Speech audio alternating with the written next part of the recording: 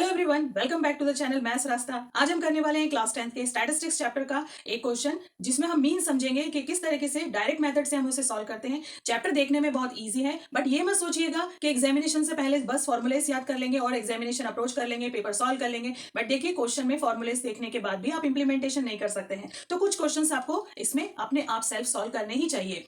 इस चैप्टर में अगर आपको देखना है तो कुछ ही फॉर्मूले से, उस फॉर्मूले से रिलेटेड ये चैप्टर कंप्लीट हो जाएगा। आप आसानी से 5 to 6 मार्क्स जो इस चैप्टर से रिलेटेड है वो आपको मिल जाएंगे। तो कभी भी इससे क्वेश्चंस को कभी स्किप नहीं करना चाहिए, सारे ही क्वेश्चंस को प्रैक्टिस कर लेना चाहिए, ताकि एग्जामिनेशन आपकी बहुत अच्छी जाए और आप बहुत ज्यादा मार्क्स स्कोर कर सकें। तो चलिए स्टार्ट करते हैं आज का वीडियो। प्रीवियस क्लासेस में हम मीन कैसे निकालते थे, जो कि एक एवरेज होता था। एवरेज में हम क्या करते थे, ये सारे नंबर्स रहते थे, उन नंबर्स को ऐड कर देते थे और काउंट करने पर वो जितने होते थे उससे डिवाइड करके हम मीन निकाल लेते थे।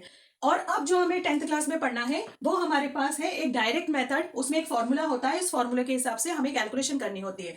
तो अब क्या डिफरेंस आ गया दोनों फॉर्मूलेस में, ये फॉर्मूला भी है और ये वाला फॉर्मूला भी है। तो ये वाले फॉर्मूले और इसमें ये डिफरेंस रहता है कि ये अनग्रुप्ड डाटा होता है।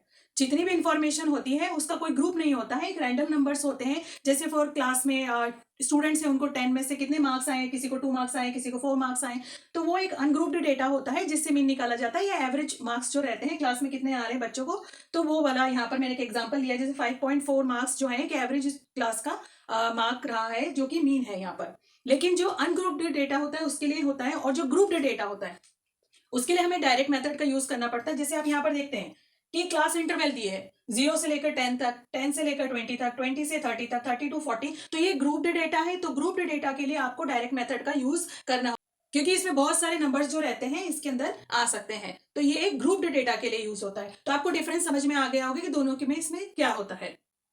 तो अब समझ लेते हैं कि इसको कैसे करना है। सबसे पहले हम फॉर्मूला देखते हैं। फॉर्मूला जो होता है ये हमारा मीन होता है, जो हम डायरेक्ट मेथड से करेंगे उसका ये फॉर्मूला है। ये हमारा मीन है, जो कि होता है sum of F I X I और divided by sum of F I. मतलब एफ जो होता है हमारा फ्रीक्वेंसी होता है, मतलब ये वाला जो है 0 to 10 जो क्लास इंटरवल है, ये कितनी बार हुआ है, ये 2 टाइम्स हुआ है। 10 to 20 कितनी बार हुआ है, 4 टाइम्स। तो ये सारा फ्रीक्वेंसी यहाँ पर दिया है। उसमें हमें एक्स आई कैलकुलेट करना होता है, एफ आई एक्स आई भी हमें कैलकुलेट करना होता है। क्यों? क्योंकि हमें फॉर्मूले में उसे लिखना होता है। तो अब करते कैसे, फ्रीक्वेंसी हमें गिवन होगी, क्लास इंटरवल हमें गिवन होगा। अब हमें क्या करना होगा, सबसे पहले जो फ्रीक्वेंसी होती है, ये आपको याद रखना है, सबसे पहले जो फ्रीक्वेंसी होती है उनको सबको नंबर्स को ऐड कर लेना। जैसे 2 + 4 + 5 + 6 जब हम करेंगे तो हमें ऐड करने पे मिलेगा 17। ठीक है, क्योंकि हम इसका यूज यहाँ पर करेंगे। नेक्स्ट आ जाता है आपका एक्स आई। ये एक्स आई कहाँ से आता है, एक्स आई जो होता है ये जो लिमिट्स दी हुई है, ये लोअर लिमिट होता है, ये अपर लिमिट होता है। अपर लिमिट और लोअर लिमिट को ऐड करते हैं और ऐड करने के बाद उसे 2 से डिवाइड करते हैं, क्योंकि दो ही नंबर्स है ना। देखने पर तो ये ऑब्जर्व में 2 आ रहे हैं। तो इसका जो फॉर्मूला होता है, अपर लिमिट लोअर लिमिट दोनों को ऐड कर लेते हैं, ऐड करने के बाद 2 से डिवाइड कर देते हैं, तो जो नंबर आएगा वो हमें यहाँ पर मिलेगा। ठीक है, यहाँ पर जो रहता है, जैसे हम करते हैं 0 + 10 करते हैं डिवाइडेड बाई 2, तो हमें मिलेगा यहाँ पर 5। मतलब यहाँ पर 10 और 0 को ऐड करेंगे तो 10 मिलेगा, 10 को 2 से डिवाइड करेंगे 5, वो हमें यहाँ पर लिखना रहेगा। और वैसे भी अगर आप ये नहीं करना चाहते हैं तो आप इनकी मिड वैल्यू भी निकाल सकते हैं। 0 और 10 के बीच में मिड वैल्यू क्या आती है, 5, वो हमने लिख लिया। 10 और 20 के बीच में क्या आता है, 15। 20 और 30 के बीच में आएगा 25। 30 और 40 के बीच में आएगा 35। बट इसको ऐड करने की जरूरत नहीं है। यहाँ पर अब हम क्या करेंगे, एफ आई एक्स आई दोनों को मल्टीप्लाई करेंगे। जो वैल्यूज हमें यहाँ पर मिली है, जो नंबर्स यहाँ पर आए, दोनों को मल्टीप्लाई करेंगे, यहाँ पर लिखेंगे 2 5 यहाँ पर आ जाएगा 10, यहाँ पर करेंगे तो हमें मिलेगा 60। देन यहाँ पर हम करते हैं तो हमें मिलेगा 125 बाई 210। हमें इसको भी ऐड करना है। हम इसलिए इसको ऐड करेंगे क्योंकि हमें यहाँ पे फॉर्मूले में इसकी वैल्यू पुटअप करना है। सबको ऐड कर लेते हैं तो यहाँ पे हमें मिलेगा 405। दोनों वैल्यूज का डिवीजन हमें यहाँ पर परफॉर्म करना पड़ेगा, क्योंकि मीन निकालने का फॉर्मूला जो है उसमें एफ आई एक्स आई की वैल्यू हमने निकाली 405।